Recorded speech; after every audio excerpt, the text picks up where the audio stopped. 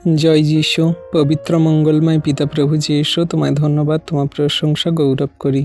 পিতা গো, এই সুন্দর সন্ধ্যায় রাত্রিতে তোমার চরণতলে এলাম। তুমি আমাদেরকে তোমার মতো করে ভেঙে চুরে গড়ে নাও।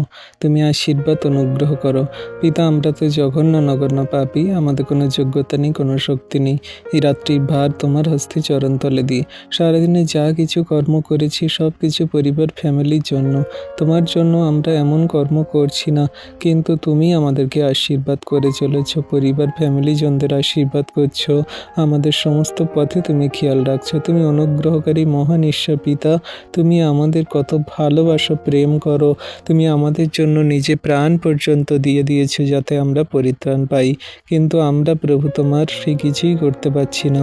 প্রভু, আজকে তোমার কাছে তোমার নামে বিনতি প্রার্থনা করি তোমার সন্তানদের জন্য, যারা প্রভু এই রাত্রিতে তোমার কাছে নতনম্র হয়ে প্রার্থনা করছে।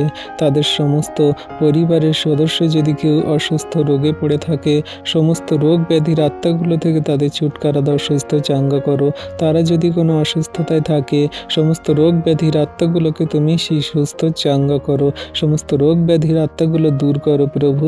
তুমি অনুগ্রহ আশীর্বাদ করো। তুমি আশীর্বাদের ঈশ্বর প্রভু। তোমার সন্তানদের একটিকেও তুমি সেই রোগে অসুস্থতায় পড়ে থাকতে দেবে না। সমস্ত রোগ ব্যাধি থেকে ছুটকারা দিয়ে সুস্থ চাঙ্গা করে তুমি এই মুহূর্তে তাদের আগের মতন সুস্থ সবল জীবন দান করো পিতা। কত সন্তানরা কাঁদছে রোগের জন্য, তারা ডাক্তার ওষুধপাতি খেতে পারছে না, কোনো রকমভাবে তারা সুস্থ হতে পারছে না। আজকে তোমার সেই সন্তানদের বছর বছরের রোগ ব্যাধির আত্মাগুলো তুমি দূর করে দাও যিশু নামেতে। প্রভু, জানি না তারা কোন রোগে আক্রান্ত, কোন অসুস্থতায় পড়ে আছে। তুমি তাদের এই মুহূর্ত থেকে সমস্ত রোগের আত্মাগুলো দূর করো যিশু নামেতে। তুমি ব্লেসিং প্রদান করো, আশীর্বাদ অনুগ্রহ দয়া কৃপা করুণা করো। তোমার সন্তানদেরকে তোমার হস্তে চরণতলে রাখি। তুমি অনুগ্রহ আশীর্বাদে পরিপূর্ণ করো, দয়া কৃপা করুণা করো।